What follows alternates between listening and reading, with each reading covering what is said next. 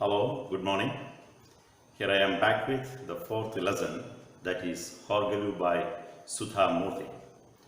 This is the fourth lesson in the first unit, Flights of Freedom.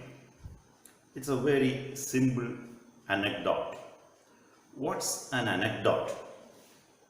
Anecdote is an incident or a story from the life of a person. ഒരു വ്യക്തിയുടെ ജീവിതത്തിൽ നിന്ന് ജീവിതഗന്ധിയായ ഒരു സംഭവമാകാം, ഒരു കഥയാകാം, ഒരു മുഹൂർത്തമാകാം. അതിനെ അടിസ്ഥാനപ്പെടുത്തി എഴുതുന്ന ഒരു സ്കെച്ചാണ് അല്ലെങ്കിൽ ഒരു സ്റ്റോറിയെയാണ് നമ്മൾ അനക്ഡോട്ട് എന്ന് പറയുന്നത്. ഇവിടെ സുധാമൂർത്തി എന്ന് പറയുന്ന writer, she's A prolific writer in English and Kannada. She has written many novels, technical books, travelogues, and a different collection of short stories. As we know, she is the wife of co-founder of Infosys, Mr. N.R. Krishnamurthy. ഒരു വലിയ software കമ്പനിയാണ് ഇൻഫോസിസ് എന്ന് പറയുന്നത്. അത് നിങ്ങൾക്കറിയാം, ബാംഗ്ലൂരിലാണ് തുടങ്ങിയത്. കമ്പനിയുടെ വൺ ഓഫ് ദ ഫൗണ്ടേഴ്സാണ് കൃഷ്ണമൂർത്തി സാർ. അദ്ദേഹത്തിൻ്റെ വൈഫാണ് ഈ സുധാമൂർത്തി. ഒത്തിരി പുസ്തകങ്ങൾ അവരെഴുതിയിട്ടുണ്ട്. പെൻഗ്വിൻ ബുക്സാണ് അത് പബ്ലിഷ് ചെയ്തിട്ടുള്ളത്. എല്ലാം വളരെ ജീവിതഗന്ധിയായിട്ടുള്ള കഥകളും സന്ദർഭങ്ങളുമാണ് അവർ വിവരിക്കുന്നത്. ആൾക്കാരെ ഇൻസ്പയർ ചെയ്യുന്ന, മോട്ടിവേറ്റ് ചെയ്യുന്ന കഥകളാണ് എല്ലാ കഥകളും തന്നെ. എനിക്ക് തോന്നുന്നത് ഇന്ത്യയിൽ ഏറ്റവും കൂടുതൽ വായിക്കപ്പെടുന്ന ഒരു എഴുത്തുകാരിയാണ് സുധാമൂർത്തി. അപ്പോൾ സുധാമൂർത്തിയുടെ ഹോർഗലു എന്ന് പറയുന്ന ഒരു സ്റ്റോറിയാണ്, ഒരു അനക്ഡോട്ടാണ് നമ്മളിന്ന് ഡിസ്കസ് ചെയ്യാൻ പോകുന്നത്. ഈ കഥയുടെ ആരംഭത്തിൽ ഞാൻ നിങ്ങളോട് ചോദിക്കുന്ന രണ്ട് ചോദ്യങ്ങളുണ്ട്. ഒന്നാമത്തെ ചോദ്യം, do you have A real friend in your life? നിങ്ങൾക്കിപ്പോൾ 10-18 വയസ്സൊക്കെ ആയിട്ടുണ്ട്. ഇതിനുള്ളിൽ നിങ്ങൾക്ക് ഒരു യഥാർത്ഥ സുഹൃത്തുണ്ടോ? എന്നുവെച്ചാൽ ആരോടാണ് നിങ്ങളുടെ ജീവിതത്തിൻ്റെ ബുദ്ധിമുട്ടുകളും പ്രാരാബ്ദങ്ങളും പ്രയാസങ്ങളുമൊക്കെ ഷെയർ ചെയ്യാറുള്ളത്? ചിലപ്പോൾ വീട്ടിൽ ഉള്ളവരാകാം, അല്ലെങ്കിൽ നിങ്ങളോടൊപ്പം പഠിക്കുന്നവരാകാം, അല്ലെങ്കിൽ നിങ്ങളുടെ ബന്ധത്തിലോ അയലത്തോ ഒക്കെ ഉള്ളവരാകാം. രണ്ടാമത്തെ ചോദ്യം, do you want to talk or listen? നിങ്ങൾ ജീവിതത്തിൽ സംസാരിക്കാൻ ഇഷ്ടപ്പെടുന്ന വ്യക്തിയാണോ, അതോ കൂടുതലായി കേൾക്കുവാൻ, മറ്റുള്ളവരെ കേൾക്കുവാൻ ഇഷ്ടപ്പെടുന്ന ഒരു വ്യക്തിയാണ്? ഇത് രണ്ടും നിങ്ങൾ ഈ കഥയുടെ തുടക്കത്തിന് മുമ്പായി ഈ രണ്ട് ചോദ്യങ്ങളും നിങ്ങളുടെ മനസ്സിൽ വന്ന് നിറയട്ടെ എന്ന് ഞാൻ ആഗ്രഹിക്കുകയാണ്. ഇനിയും ഈ കഥ വളരെ മനോഹരമായി എഴുതപ്പെട്ടിരിക്കുന്ന ഒരു കഥയാണ്. It's A very simple story. അവരുടെ ജീവിതത്തിലെ രണ്ട് അനുഭവങ്ങളെ അടിസ്ഥാനപ്പെടുത്തിയാണ് ഈ കഥ രചിക്കപ്പെട്ടിരിക്കുന്നത്. അപ്പോൾ ഈ കഥ ഇംഗ്ലീഷിൽ വളരെ ഭംഗിയായിട്ട് എഴുതിയിട്ടുണ്ട്. അത് നിങ്ങൾക്ക് നന്നായിട്ട് വായിച്ച് മനസ്സിലാക്കാൻ സാധിക്കും. അതുകൂടാതെ മലയാളത്തിലൊരു നറേഷൻ ഞാനിപ്പോൾ തരികയാണ്. നിങ്ങൾ ആ നറേഷൻ ശ്രദ്ധയോടെ കേൾക്കുക. ചൂടുള്ള വേനൽക്കാല ദിനങ്ങൾ സുധാമൂർത്തിയെ ഓർമ്മപ്പെടുത്തുന്നത് കർണാടകത്തിലെ ഒരു കൊച്ചു ഗ്രാമത്തിൽ താൻ ചിലവഴിച്ച കുട്ടിക്കാലത്തെയാണ്. അവിടെ ഗ്രാമത്തിൻ്റെ മധ്യഭാഗത്ത് വളർന്നു പന്തലിച്ച ഒരു അരയാൽ വൃക്ഷമുണ്ടായിരുന്നു. അനേകം വഴിയാത്രികർക്കും ക്ഷീണിതർക്കും തണൽ നൽകി ഒരു വലിയ കുട പോലെ ആ ആൽമരം നിന്നിരുന്നു. ക്ഷീണിതരായ പഥികർക്ക് ഇരുന്ന് വിശ്രമിക്കുന്നതിനായി അവിടെ ഒരു ചുമടുതാങ്ങിയും ഉണ്ടായിരുന്നു. യാത്രികർക്ക് കുടിക്കുന്നതിനായി അവിടെ ഒരു മൺകുടത്തിൽ വെള്ളവും കരുതിയിരുന്നു. ഈ ചുമടുതാങ്ങിയെക്കുറിച്ചുള്ള സുധാമൂർത്തിയുടെ ഓർമ്മകൾ ചെന്നെത്തി നിൽക്കുന്നത് ആ ആൽമര ചുവട്ടിൽ നിതാന്ത സാന്നിധ്യമായിരുന്ന റിട്ടയർഡ് സ്കൂൾ മാഷ് കൂടിയായിരുന്ന തൻ്റെ പ്രിയപ്പെട്ട മുത്തച്ഛനിലാണ്. മുത്തച്ഛൻ തൻ്റെ ദിവസത്തിൻ്റെ നല്ല ഭാഗവും ചിലവഴിച്ചിരുന്നത് ഈ ആൽമര ചുവട്ടിലാണ്. ക്ഷീണിതരായ യാത്രികരോട് സംസാരിച്ചും അവരുടെ പരാതികളും പരിഭവങ്ങളും കേട്ടും തൻ്റേതായ ആശയങ്ങൾ പങ്കുവച്ചും അദ്ദേഹം സമയം ചിലവഴിച്ചു. അവർ തങ്ങളുടെ അനുദിന ജീവിതത്തിലെ 100 പ്രശ്നങ്ങൾ തൻ്റെ മുത്തച്ഛനുമായി പങ്കുവെക്കുന്നത് കുട്ടിയായിരുന്ന സുധാമൂർത്തി കൗതുകത്തോടെ നോക്കിക്കണ്ടു. ആവശ്യത്തിന് മാത്രം സംസാരിക്കുകയും കൂടുതൽ സമയം മറ്റുള്ളവരെ ശ്രവിക്കുകയും ചെയ്തിരുന്ന ഒരു വ്യക്തിയായിരുന്നു മുത്തച്ഛൻ. അദ്ദേഹത്തോട് തുറന്നു സംസാരിക്കുന്നതിൽ ആ ഗ്രാമീണർ ആനന്ദം കണ്ടെത്തിയിരുന്നു. ഒരിക്കൽ സുധാമൂർത്തിയോട് മുത്തച്ഛൻ പറഞ്ഞു, കുഞ്ഞെ, ജീവിതയാത്രയിൽ ഈ വിധമുള്ള ചുമടുതാങ്ങികൾ വളരെ പ്രധാനപ്പെട്ടതാണ്. നമ്മുടെ ജീവിതയാത്രയിൽ ജീവിതഭാരങ്ങളാൽ വലയുമ്പോൾ ഭാരങ്ങൾ ഇറക്കി വെച്ച് വിശ്രമിക്കുവാൻ ഒരിടം അനിവാര്യമാണ്. അത് ജീവിതത്തിൻ്റെ തുടർന്നുള്ള യാത്രയ്ക്ക് കൂടുതൽ ഉണർവും ഉന്മേഷവും പ്രദാനം ചെയ്യും. ഇതാണ് ചുമടുതാങ്ങികൾ നമുക്ക് നൽകി വരുന്ന സേവനം. കുട്ടിക്കാലവും കൗമാരവും പിന്നിട്ട് മുംബൈയിലെ തിരക്ക് പിടിച്ച ഔദ്യോഗിക ജീവിതത്തിലായിരുന്നപ്പോൾ സുധാമൂർത്തി ചുമടുതാങ്ങിയെയും തൻ്റെ മുത്തച്ഛനെയും വീണ്ടും ഓർത്തു. അതിന് കാരണക്കാരി അവരുടെ ഓഫീസിലെ സീനിയർ ക്ലർക്ക് ആയിരുന്ന രത്നയായിരുന്നു. കഴിഞ്ഞ 25 വർഷമായി ജോലി ചെയ്യുന്ന രത്ന എപ്പോഴും സുസ്മേരവദനയായിരുന്നു. മറ്റുള്ളവരിലേക്ക് പെട്ടെന്ന് ആനന്ദം പകരുവാനുള്ള ഒരു സവിശേഷ സ്വഭാവം അവൾക്കുണ്ടായിരുന്നു. രത്നയോടൊപ്പം ഇരുന്ന് ഉച്ചഭക്ഷണം കഴിക്കുവാനും സംഭാഷണം നടത്തുവാനും മറ്റുള്ളവർ കൂടുതലായി ഇഷ്ടപ്പെട്ടിരുന്നു. ഇത് കൗതുകത്തോടെ മനസ്സിലാക്കിയ സുധാമൂർത്തി ഒരിക്കൽ രത്നയോട് ചോദിച്ചു, നീ എന്താണ് മറ്റുള്ളവരുമായി ഉച്ചഭക്ഷണ സമയത്ത് സംസാരിക്കുന്നത്? ഒരു പുഞ്ചിരിയോടെ രത്ന മറുപടി പറഞ്ഞു, അവർ അവരുടെ പ്രശ്നങ്ങൾ എന്നോട് പങ്കുവയ്ക്കുകയാണ്. അപ്പോൾ സുധാമൂർത്തി അവളോട് ചോദിച്ചു, നിനക്ക് ഇത്രയും മനുഷ്യരുടെ പ്രശ്നങ്ങൾ എങ്ങനെ പരിഹരിക്കുവാൻ സാധിക്കും? ഈ പ്രശ്നങ്ങൾക്കെല്ലാം നിന്റെ കയ്യിൽ പരിഹാരങ്ങളുണ്ടോ? അപ്പോൾ രത്ന പറഞ്ഞു, ഇല്ല, ഞാൻ പറയാറില്ല, കേൾക്കാറേയുള്ളൂ. കേൾവി മാത്രമാണ് പ്രശ്നങ്ങൾക്ക് ഏറ്റവും നല്ല പരിഹാരം. മാനസിക പ്രശ്നങ്ങളാൽ ഭാരപ്പെടുന്ന മനുഷ്യർക്ക് അത് ആരോടെങ്കിലും പറഞ്ഞു കഴിയുമ്പോൾ ഉണ്ടാകുന്ന ആശ്വാസം എത്ര വലുതാണ്. ഒരു ട്രെയിൻഡ് കൗൺസിലറോ സൈക്കോളജിസ്റ്റോ ചെയ്യുന്നത് പോലെ എത്ര വലിയ ജോലിയാണ് രത്നയെപ്പോലുള്ളവർ ചെയ്യുന്നത്. രത്നയോട് പങ്കുവയ്ക്കുന്ന കാര്യങ്ങൾ ഒരിക്കലും മറ്റൊരു ചെവി അറിയുകയുമില്ല. രത്നയുമായുള്ള ഈ സംഭാഷണമാണ് സുധാമൂർത്തിയെ തൻ്റെ ഗ്രാമത്തിലെ ചുമടുതാങ്ങിയിലേക്കും മുത്തച്ഛനിലേക്കും നയിച്ചത്. രത്ന തിരക്കു പിടിച്ച നഗര ജീവിതത്തിൽ ചെയ്തു വരുന്ന കാര്യങ്ങളാണ് തൻ്റെ കുട്ടിക്കാലത്ത് തൻ്റെ ഗ്രാമത്തിലുള്ളവർക്ക് തൻ്റെ മുത്തച്ഛൻ ചെയ്തിരുന്നത്. രണ്ടുപേരും ജീവിക്കുന്ന ചുമടുതാങ്ങികളാണ്. ഇവരെ പോലുള്ള വ്യക്തികൾ നമ്മുടെ ഗ്രാമങ്ങളിലും നഗരങ്ങളിലും ഒട്ടനവധിയുണ്ട്. എന്നാൽ ഇവരെ മറ്റുള്ളവർ അറിയുന്നില്ല, ആദരിക്കുന്നില്ല എന്നുള്ളതാണ് യാഥാർത്ഥ്യം. ഇവർ ചെയ്യുന്ന സാമൂഹിക സേവനം എത്ര വലുതാണ്! ഗ്രാമങ്ങളിൽ കാണുന്ന ഓരോ ഹോർഗല്യവും സുധാമൂർത്തിയെ ഓർമ്മപ്പെടുത്തുന്നത് ഇതുപോലുള്ള അനേകം ചുമടുതാങ്ങികൾ ലോകത്തിൽ എവിടെയും ഉണ്ടായിരുന്നെങ്കിൽ എന്നാണ്. Okay, very good. നിങ്ങളെല്ലാവരും ഇതിൻ്റെ മലയാളം നറേഷൻ ഭംഗിയായി കേട്ടു എന്ന് ഞാൻ വിചാരിക്കുകയാണ്. ഇഷ്ടപ്പെട്ടില്ലേ? മനോഹരമായിട്ടില്ലേ? ആ ഗ്രാമമൊക്കെ എത്ര മനോഹരമായി നിങ്ങളുടെ മനസ്സിൽ നിറഞ്ഞു നിൽക്കുന്നുണ്ടാകാം. ആ ഗ്രാമത്തിൻ്റെ മധ്യഭാഗത്ത് നിൽക്കുന്ന ബനിയൻ ട്രീയും അതിൻ്റെ താഴെയായി കാണുന്ന ഹോർഗലു. എന്താണ് ഈ ഹോർഗലു? നമ്മുടെ ഭാരം ഇറക്കി വയ്ക്കുവാനുള്ള ഒരിടമാണ്. പണ്ട് നമ്മുടെ ദേശങ്ങളിലൊക്കെ വഴിയോരങ്ങളിൽ ഇങ്ങനെ കിലോമീറ്ററുകൾ വ്യത്യാസത്തിൽ ഇങ്ങനെ ചുമടുതാങ്ങികൾ ഉണ്ടായിരുന്നു. ഈ ചുമടുതാങ്ങികളിലാണ് ഭാരങ്ങൾ ഇറക്കി വെച്ചിട്ട് യാത്രികർ വിശ്രമിച്ചിരുന്നത്.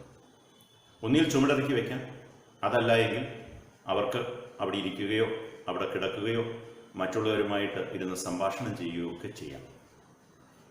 അപ്പോൾ അങ്ങനെയുള്ള ഒരു ഹോർഗലുവിൻ്റെ അടുത്ത് വയോധികനായ റിട്ടയർഡ് സ്കൂൾ മാഷായ സുധാമൂർത്തിയുടെ അപ്പൂപ്പൻ ഗ്രാൻഡ് ഫാദർ ഇരിക്കുകയാണ്. ഗ്രാമങ്ങളിൽ നിന്ന്, ഗ്രാമാന്തരങ്ങളിൽ നിന്ന് അനേകർ അതിലൂടെ കടന്നു പോകുന്നുണ്ട്. അപ്പോൾ അതെല്ലാം മനോഹരമായിട്ട് നിങ്ങൾക്ക് കേൾക്കുവാൻ സാധിച്ചു. അതിനുശേഷം നമ്മൾ ബോംബെയിൽ സംഭവിക്കുന്ന കാര്യങ്ങളും ഈ കഥയിലൂടെ നമ്മൾ മനസ്സിലാക്കുകയാണ്. രത്ന എന്ന് പറയുന്ന സ്ത്രീ, അവരോടൊപ്പം ഇരിക്കുവാൻ വേണ്ടി ആൾക്കാർ ഇഷ്ടപ്പെടുകയും തത്രപ്പെടുകയും ചെയ്തിരുന്നു. അപ്പോൾ ഈ രണ്ട് സംഭവങ്ങളെയും കൂട്ടിച്ചേർത്ത് നമുക്ക് വായിക്കാൻ സാധിക്കുന്നത് ഈ ഗ്രാൻഡ് ഫാദറും അതുപോലെ തന്നെ രത്നയും വലിയൊരു സാമൂഹ്യ സേവനമാണ് നമ്മുടെ സമൂഹത്തിൽ ചെയ്തുകൊണ്ടിരിക്കുന്നത്. മറ്റുള്ളവരുടെ ഭാരങ്ങൾ ഏറ്റെടുക്കുവാൻ there should be someone. മറ്റുള്ള വേദനകൾ കേൾക്കുവാൻ there should be someone. നമുക്ക് നമ്മളുടെ വികാരങ്ങൾ പങ്കുവയ്ക്കുവാൻ ആരെങ്കിലും ഒരാൾ ഉണ്ടാകണം എന്നുള്ളത് നമ്മുടെ എല്ലാവരുടെയും ആഗ്രഹമാണ്. അപ്പോൾ ഈ കഥയെ ബേസ് ചെയ്തുകൊണ്ട് ചോദിക്കാവുന്ന 1-2 ക്വസ്റ്റ്യൻസ് ഞാൻ പറയാം.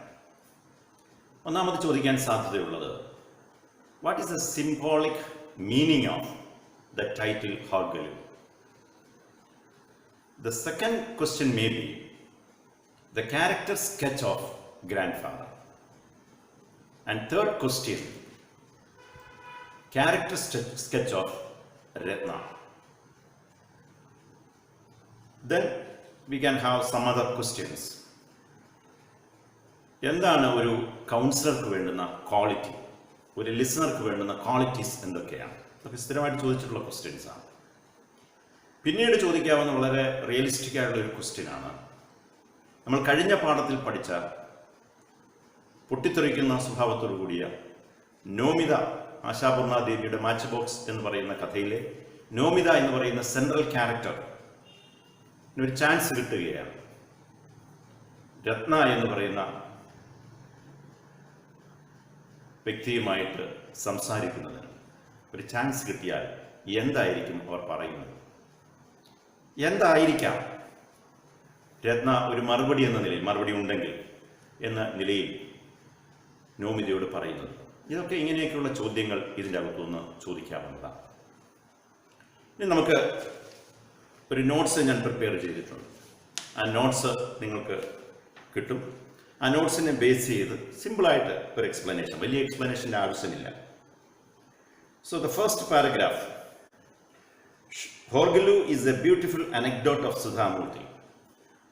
Horgelu is a stone bench which bears weight. In every tiresome journey of life, it is necessary to have a place to rest and regain the energy to move further. നമ്മളുടെ ജീവിതത്തിൽ ഇങ്ങനെ ഭാരമിറക്കി വയ്ക്കുവാനും, അത് നമ്മുടെ മാനസികമായ ഭാരങ്ങളാകാം, വൈകാരികമായ പ്രശ്നങ്ങളാകാം, ജീവിതത്തിലെ കുഴപ്പിക്കുന്ന വളരെയധികം സങ്കീർണമായ ഏത് പ്രശ്നങ്ങളും ആരോടെങ്കിലുമൊക്കെ നമുക്ക് പറയുവാൻ സാധിക്കണം. നമ്മുടെ ഫിസിക്കലായുള്ള ഭാരം നമ്മൾ ഹോർഗലുവിൽ ഇറക്കി വയ്ക്കും. പക്ഷേ നമ്മുടെ മാനസികവും വളരെ അധികം സങ്കീർണവുമായ പ്രശ്നങ്ങൾ പലപ്പോഴും നമ്മൾ പങ്കുവെക്കുന്നത് മറ്റൊരാളോടായി.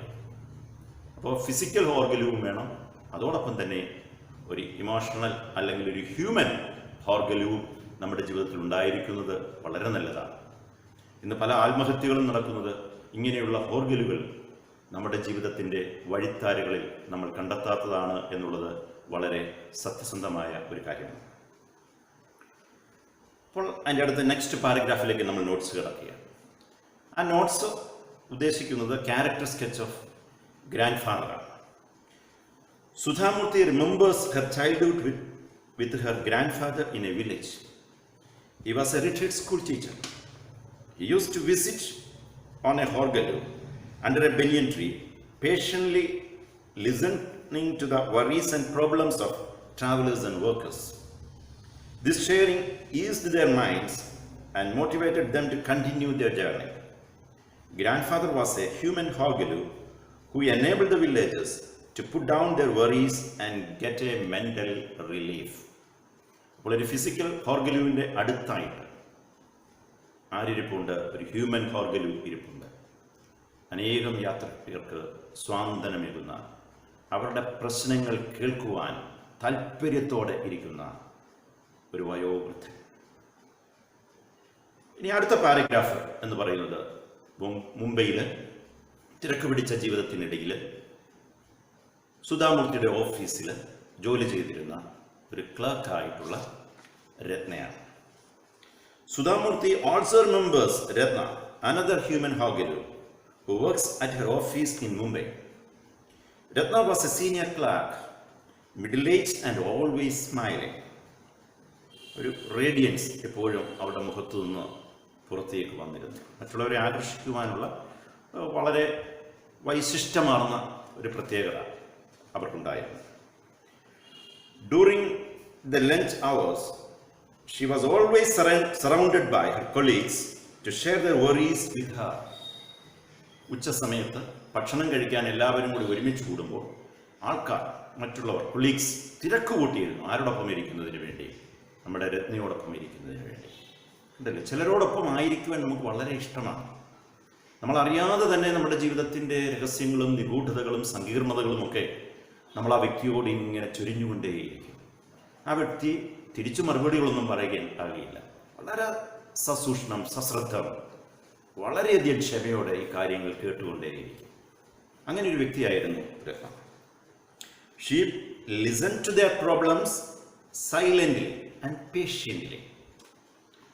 Though not a trained counselor, she knew that listening to others' problems would help them to release and relieve their worries. അവർ ട്രെയിൻഡ് കൗൺസിലർ ഒന്നും ആയിരുന്നില്ല, ഒരു സൈക്കോളജിസ്റ്റോ ഒരു സൈക്കാട്രിസ്റ്റോ ഒന്നും ആയിരുന്നില്ല. പക്ഷെ അതിനൊക്കെ അപ്പുറമായിരുന്നു അവരോട് സംസാരിച്ചു കഴിഞ്ഞാൽ ആ സംസാരിക്കുന്ന വ്യക്തിക്ക് ഒരു വല്ലാത്ത തരത്തിലുള്ള ഒരു റിലീഫ്, ഒരു സ്വാതന്ത്ര്യം, ഒരു ബന്ധനത്തിൽ നിന്നുള്ളൊരു മോചനം, ഭാരങ്ങൾ ഇറക്കി വെച്ചതായിട്ടുള്ള ഒരു ചിന്ത അവരുടെ ജീവിതത്തിൽ ഉണ്ടാകും. അപ്രകാരമുള്ള ഒരു കരിസ്മാറ്റിക് പേഴ്സണാലിറ്റി ആയിരുന്നു ആരെന്ന് പറയുന്നത് രത്ന എന്ന് പറയുന്ന വ്യക്തി. അപ്പോൾ ഇവിടെ രണ്ട് വ്യക്തിത്വങ്ങളെ നമ്മൾ മനസ്സിലാക്കി. ഒന്ന് ഗ്രാമത്തിലുണ്ടായിരുന്ന, വില്ലേജിലുണ്ടായിരുന്ന ഹ്യൂമൻ ഹോർഗലുവായ ഗ്രാൻഡ് ഫാദർ. രണ്ട് ഈ തിരക്ക് പിടിച്ച ഓഫീസ് ജീവിതത്തിൻ്റെ ഇടയിൽ സുധാമൂർത്തി മുട്ടിയ രത്ന എന്ന് പറയുന്ന കഥാപാത്രം. ഇത് രണ്ടുപേരും ചെയ്തുകൊണ്ടിരിക്കുന്നത് എന്താണ്? വലിയ സാമൂഹ്യ സേവനമാണ്. ഞാൻ എൻ്റെ ഈ നോട്ട്സിൻ്റെ ഒരു എൻഡായിട്ട്, ഒരു കൺക്ലൂഷനായിട്ട് തന്നിരിക്കുകയാണ്.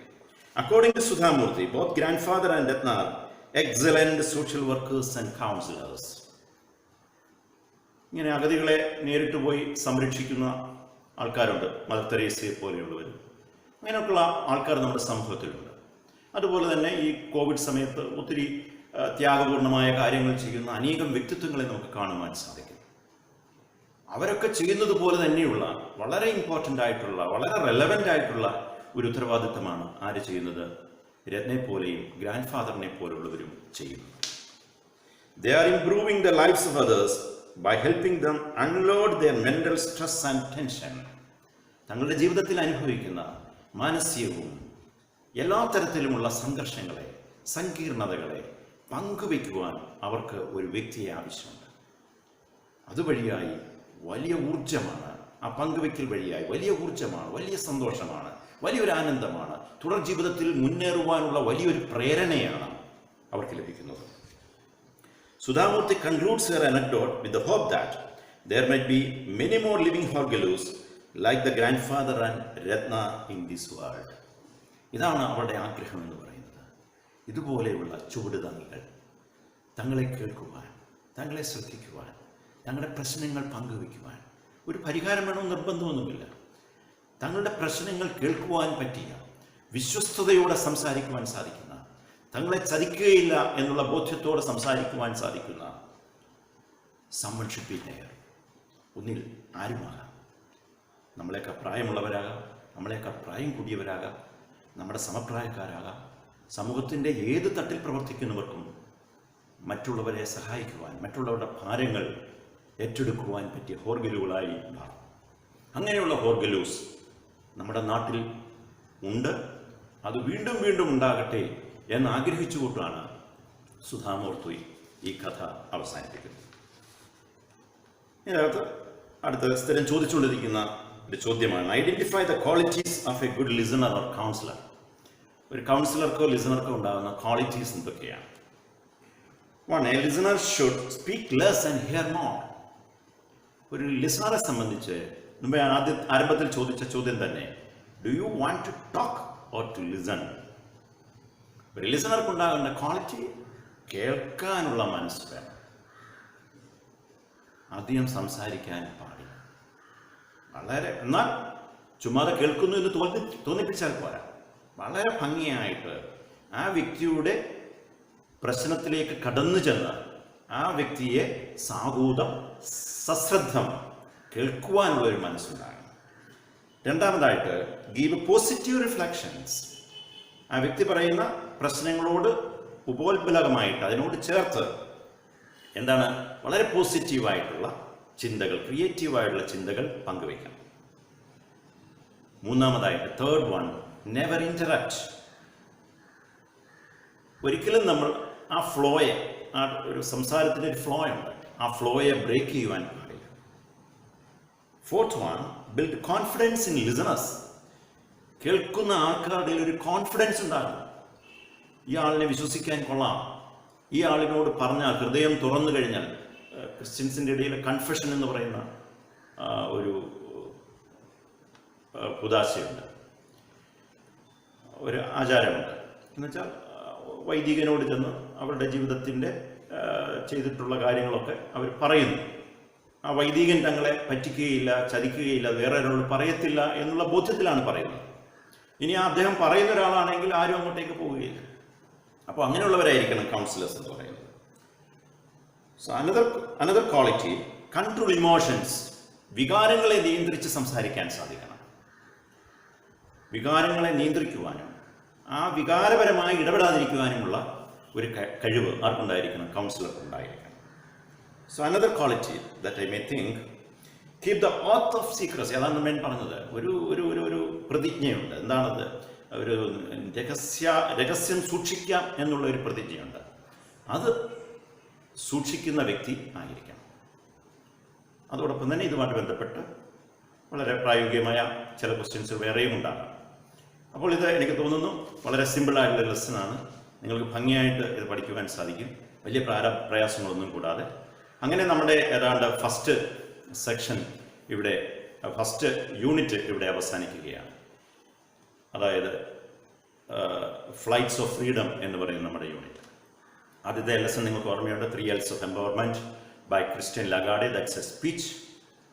And the second lesson, Any Woman, it's a poem written by Catherine Tynan. And the third lesson is Matchbox. It's a story written by Asha Purna Devi. And this one is an anecdote by Sudha Murthy. Okay? Thank you very much. God bless you. Have a nice day.